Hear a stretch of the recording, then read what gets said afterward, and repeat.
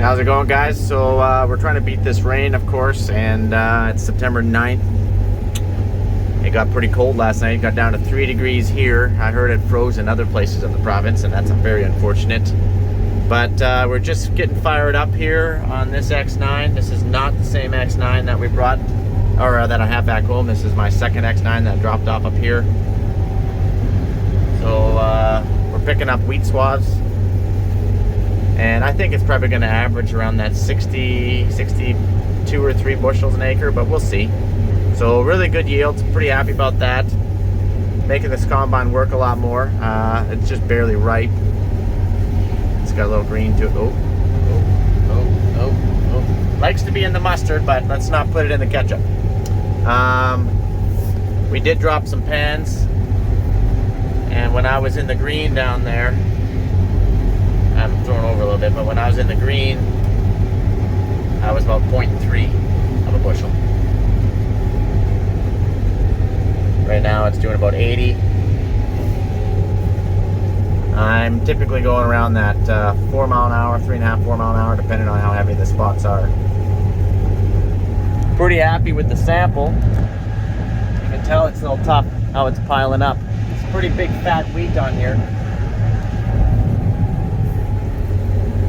Probably just barely goable. I think it's testing about 15. I don't believe this. Don't believe that it's 14 or 13 or there it is. There's the 15. Because how that's piling up in the hopper, that tells me it's tough. Tells me it's quite tough. But I don't want it to. It's supposed to be rain coming. I need to get these swabs off the ground one way or another. No, I do not have a dryer. No. But I have air. I guess I got fans, so. If it's not bad, we can just dry it down. But the problem is it's more green than it is wet. This little drizzle, that ain't doing nothing. It's green. And green moisture is way harder to get down than if it was just damp from a rain. There is a difference is what I'm trying to tell you. My belts are wet. It's not a good sign. Haven't picked up swaths since I was a kid. No, that's not true. We picked up some swaths last year. But prior to that, it was since I was like a kid. Who are we joking? I'm just a big kid anyway.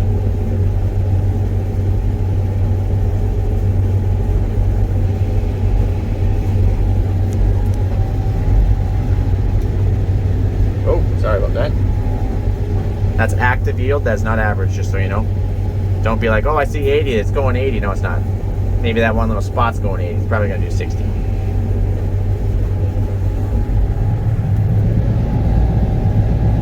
I sure filled up fast.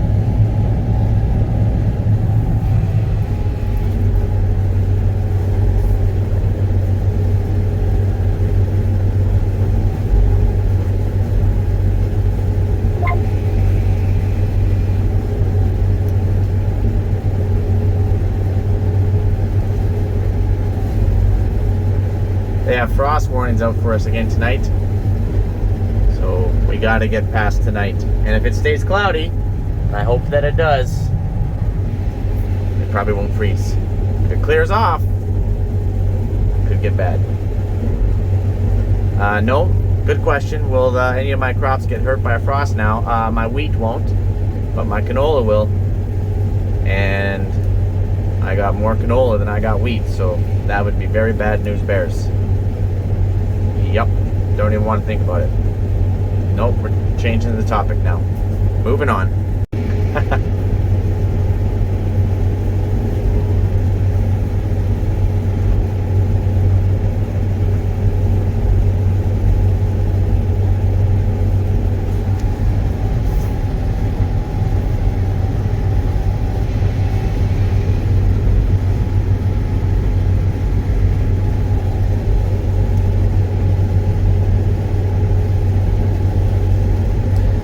We got a second monitor up here now. They threw that in for us. My other one back home did not have that. We're supposed to have that. We will have that for next year for the one back home. We do not have our cameras for our tailings and clean and all that stuff, but we should have that for next year.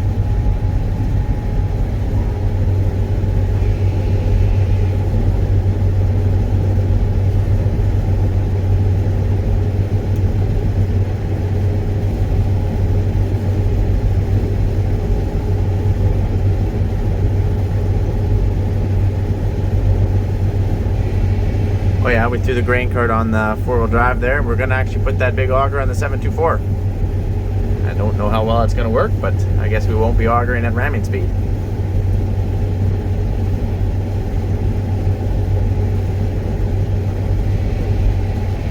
Oh yeah, that's the slough where our dugout's in, and you would not know that we have a dugout in there, but we do, so you don't want to go driving across there with a tractor or something like that. That'd be a bad surprise.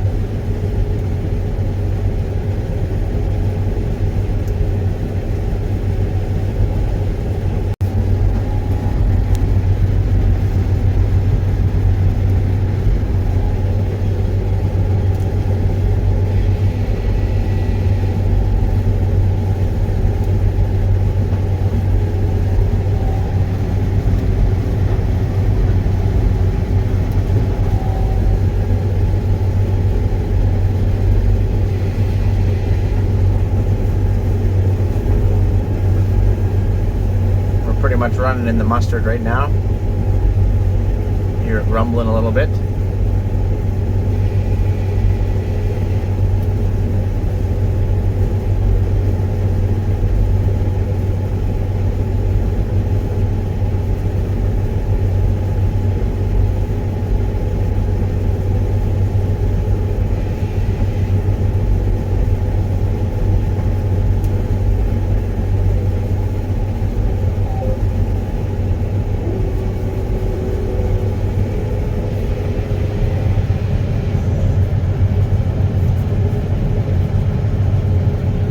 Always got to take the short one. I'm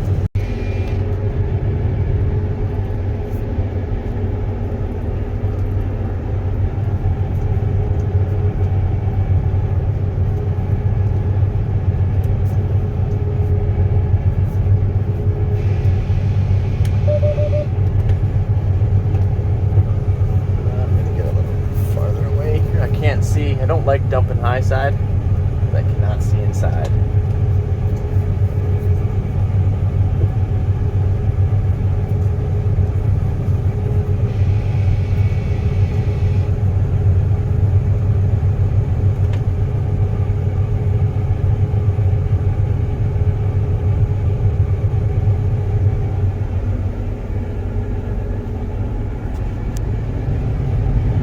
So you see where the ripples are in that dugout?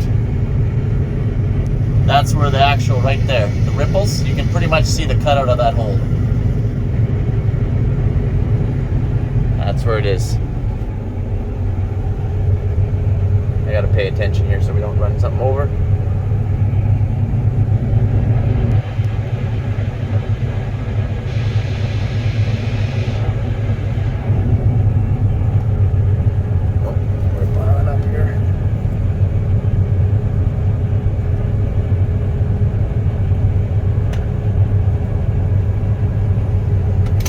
I must be getting full, eh, Donald?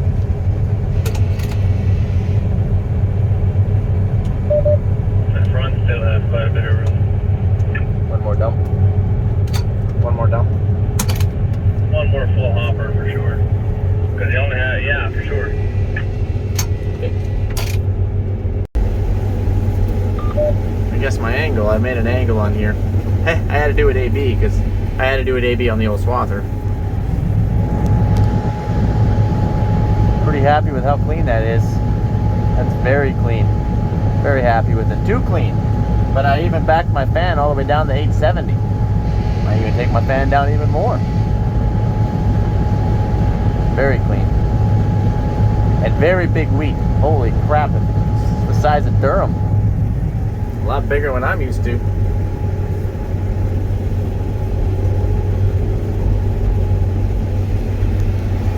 So, things are going well. The rain kind of subsided here a little bit. It's cold outside. But things are going so far so good, you guys. We actually did. So on the first start up with the X9 backhoe, we sprung an oil leak underneath the feeder house. Blew out all over oil. Had to go get more oil, of course. And then, you know, that pretty much solved that combine, other than the siege issues. This one, yep.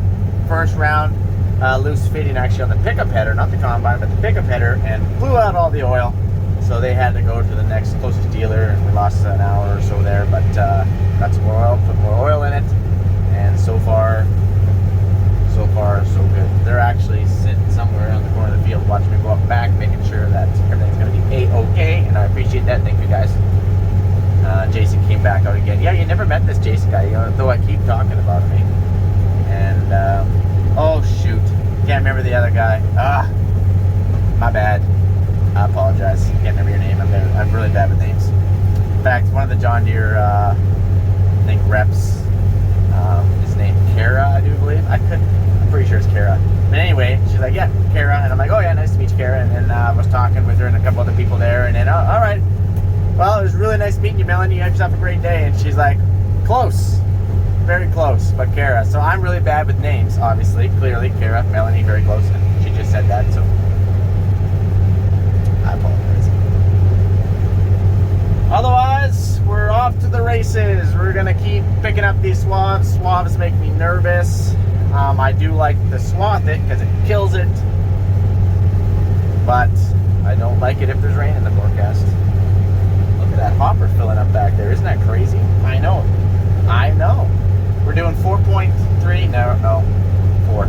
We're doing 4. And we're just underneath the mustard. Sometimes we're in the mustard, sometimes we can catch up. It's yielding 70 currently. Okay, 4.2. Let's slow her down here a little bit. We're exceeding the mustard. Pretty good though. And these are 40-foot swaths. Grumble, grumble, grumble, grumble. This is going to be tough slugging in here. This is going to be tough. It's probably going to be green. It was quite green when I swathed this stuff. I'm at 3 now, 3 mile an hour. Flirting with the mustard.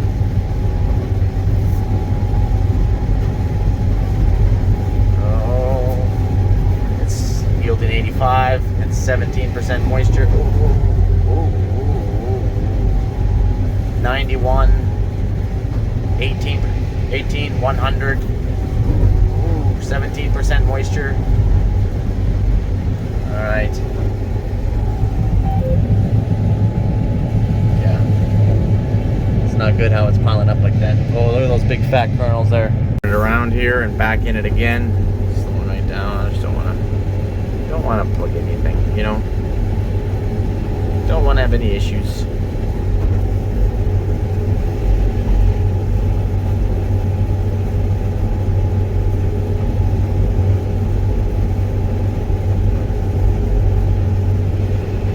Oh, it's 20%. It's too tough. Oh, I don't like that. Oh. We're gonna have to find some dry stuff here and try and mix some of this stuff off. It's a slough in here, but we gotta go over there and try to find some dry stuff. Mix this stuff off. Just looking for some dry stuff here.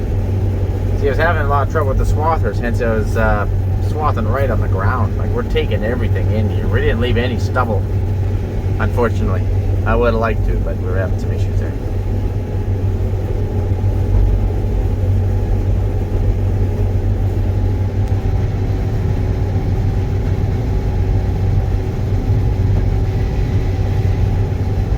Just nicely in the green. Don't always like to run in the mustard.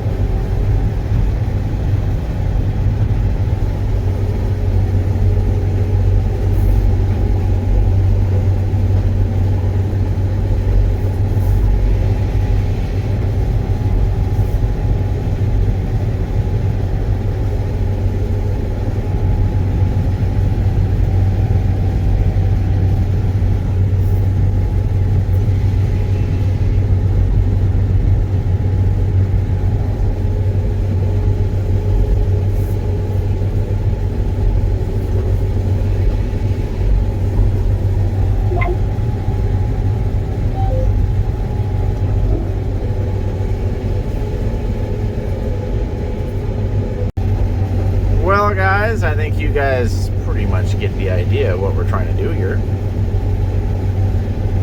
So obviously, you know, we're just getting going day one, and I think we might catch up to ourselves. We might hit some greens, so might sit for a few more days. But it is what it is. So obviously we're not fully dialed in, you know, still doing some tweaking to the combine. We did drop some pans, and so when I was in the green, I think I told you that already. I'm just repeating myself because I can't remember what I recorded and what I didn't. But we were about 0.3 of a bushel. So we kind of got it dialed into 0.3. I think I would prefer to be, I know I want to be under half, but I think I'd rather be less than a quarter bushel. So that's why I just slow it down just a wee little bit. And because I really don't like a freaking kernel going up the back. And I know that's impossible because it just is. But anyways, yeah, I'm gonna catch you guys on the flip side. Don't worry, we got a lot more wheat to go.